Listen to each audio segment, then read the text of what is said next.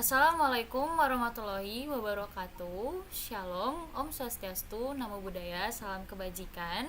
Sebelumnya kami di sini saya sendiri Angelina Panesia Siombing dan rekan-rekan saya ada Delvino dan juga Gina Nabila akan mempresentasikan hasil tugas kami mengenai pemodelan sistem fisiologi dan bagaimana mekanisme kerja dari alat tersebut. Nah, kami juga berterima kasih kepada Bapak Muhammad Arta Jabat Sudewa selaku dosen pengampu di mata kuliah pemodelan sistem fisiologi. Nah, yang pertama, di sini kami mengambil contoh alat yaitu pacemaker. Boleh next.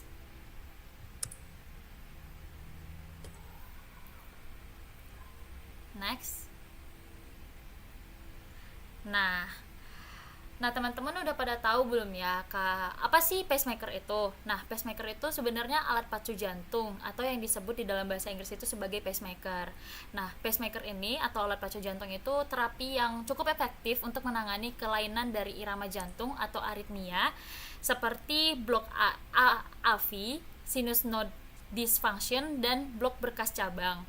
Nah, alat pacu jantung permanen ini juga memiliki prinsip dasar yaitu dengan menstimulasi dan memacu impuls dari generator pulsasi dan dihantarkan oleh si kabel pacu ke dalam miokardium, yang dimana sehingga jantung dapat terdepolarisasi dengan baik.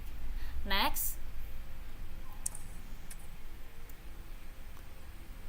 Nah, mekanisme kerjanya gimana ya? Yang pertama itu sebagai generator impulsnya. Nah, pacemaker ini berfungsi sebagai mini komputer di sini, yang dimana mengandung baterai litium iodin dan sirkuit kompleks yang dapat mengirimkan impuls listrik ke jantung. Nah, yang kedua itu ada lead atau kabel penghubung. Nah, lead ini menghubungkan si pacemaker ke jantung dan mentransmisikan sinyal listriknya. Nah, lead ini biasanya itu dia sifatnya transvenous, yang dimana artinya itu dimasukkan melalui vena ke dalam jantung. Next.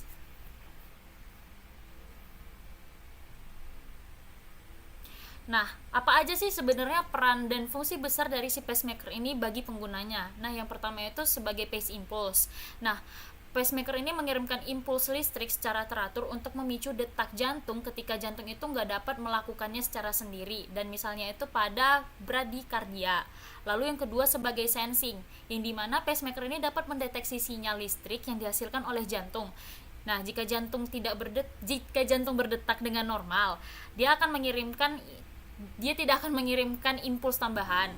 Nah, yang ketiga itu sebagai penyimpanan data. Nah, pacemaker ini menyimpan data tentang aktivitas jantung dan dapat menganalisis sinyal intrakardiak untuk mendeteksi aritmia.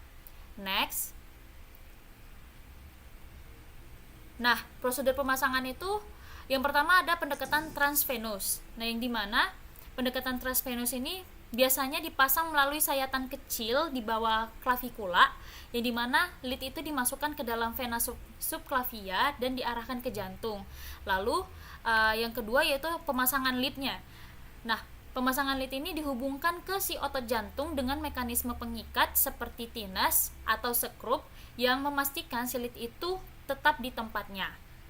Itu dari contoh alat yang pertama. Selanjutnya akan dilanjutkan oleh rekan saya yaitu Gina Nabila. Dipersilahkan.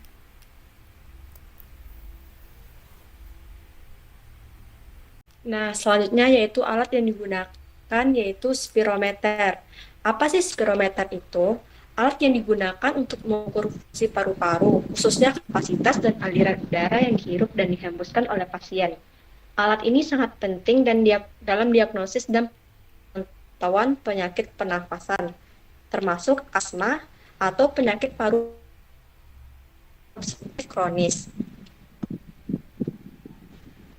Spirometer ini merupakan tes untuk menilai fungsi paru. Pemeriksaan ini menilai jumlah udara yang dapat dihirup dan dihembuskan paru dalam satuan mililiter, serta arus udara paru dalam 1 mililiter per detik. Pemeriksaan dilakukan dengan cara menghirup dan menghembuskan nafas melalui corong mulut. Next. Selanjutnya yaitu mekanisme kerja. Pertama, inhalasi maksimal. Pasien diminta untuk menarik napas sedalam-dalamnya hingga paru-paru terisi penuh. Setelah inhalasi maksimal, pasien menghembuskan nafas sekuat mungkin ke dalam spirometer. yang dapat dilakukan secara cepat dan terkontrol. Spirometer mengukur volume udara yang dihembuskan atau F1 dalam 1 detik. Alat mencatat aliran udara dan volume menghasilkan data yang dapat dianalisis untuk menentukan fungsi paru-paru tersebut. Data yang diperoleh dan digunakan untuk menentukan rasio FEF1 atau FFC yang membantu dalam menilai adanya obstruksi saluran nafas yang mungkin terkait. Next. Selanjutnya yaitu fungsi utama spirometer. Yang pertama, mengukur FEF1, yaitu volume udara yang dihembuskan secara paksa dalam 1 detik pertama setelah inhalasi maksimal. Yang kedua, mengukur FFC, yaitu total volume udara yang dapat dihembuskan setelah inhalasi maksimal. Yang ketiga, menilai rasio FEF1 atau FFC, yaitu digunakan untuk menentukan apakah ada obstruksi saluran nafas. Selanjutnya akan dijelaskan oleh rekan saya, Dalvino. Jadi selanjutnya pemodelan sistem fisiologi, contoh alatnya kacamata. Jadi penglihatan adalah sebuah proses yang cukup rumit, di mana sistem visual mengubah stimulus cahaya menjadi informasi yang kemudian diproses oleh otak. Proses yang rumit ini dibagi dalam 3 tahap.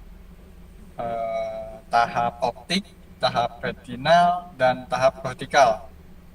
Jadi kacamata ini merupakan alat bantu visual yang mana dapat membantu penggunanya memfokuskan cahaya tepat ke titik retina. Jadi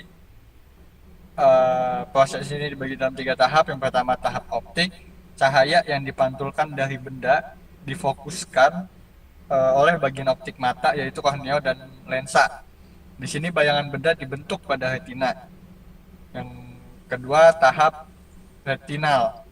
Di retina, cahaya yang diterima fotoreseptor yang kemudian mengkonversinya menjadi sinyal kimia dan elektrik yang kita kenal sebagai sinyal visual yang kemudian dikirimkan ke saraf optik.